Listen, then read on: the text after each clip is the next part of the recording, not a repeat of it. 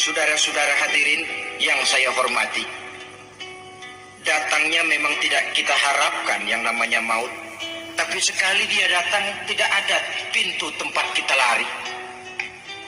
Dia memang tidak pernah kita undang, tapi sekali dia datang mengetok pintu, kekuatan apa yang bisa menolak?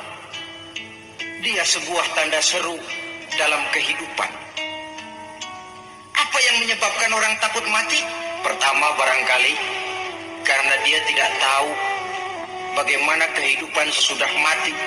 Alam kubur gelap, alam akhirat gelap, sehingga dia bingung. Lantaran bingung lalu jadi takut.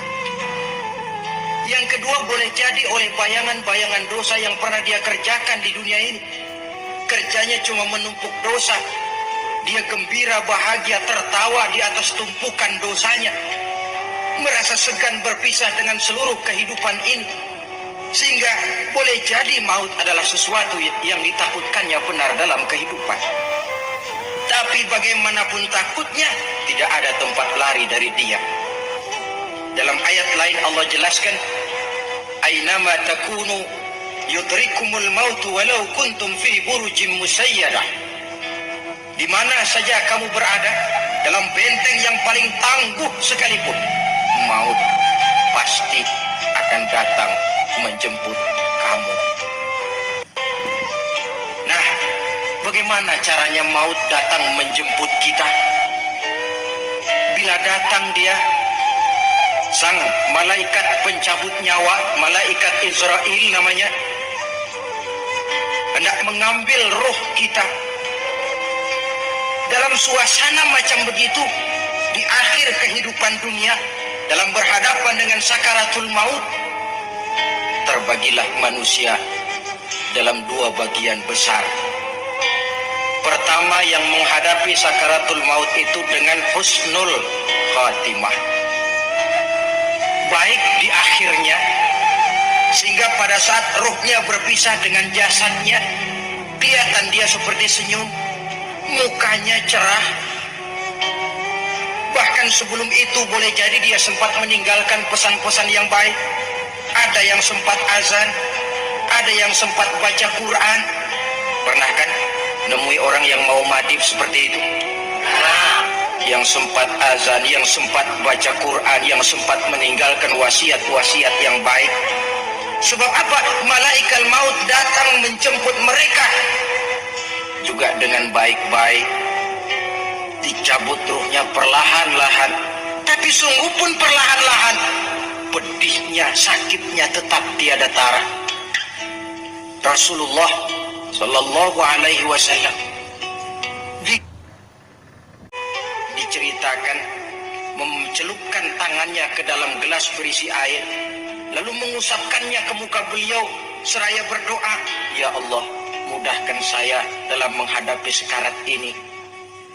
Beliau juga yang mengatakan bahwa sakitnya sakaratul maut sama dengan 300 kali bacokan pedang. Sehingga kita diajarkan doa. Di antara doa selamat itu kan ada, Allahumma hawwin alaina fi sakaratil. Ya Allah, mudahkan saya di dalam menghadapi sakaratul maut itu.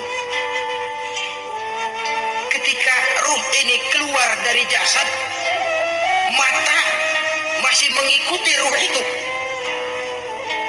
Jika kadang-kadang ada yang matanya terbelalak dan tidak sempat ditutup, terbuka terus, mengikuti ruh itu keluar dari jasadnya. Adapun golongan kedua, manusia yang ketika berhadapan dengan sakaratul maut mendapatkan su'ul khatimah, jelek di penghabisannya. Sekaratnya sudah setengah mati, lalu jelek juga di akhirnya, mati dalam keadaan yang tidak baik, tidak terpuji. Ada yang lagi megang kartu, mati. Ada yang lagi di tempat ngadu ayam, mati.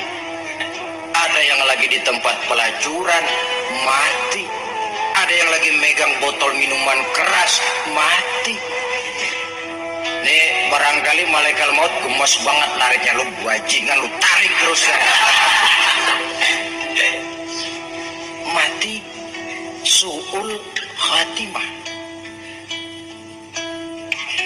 Makanya bagus itu.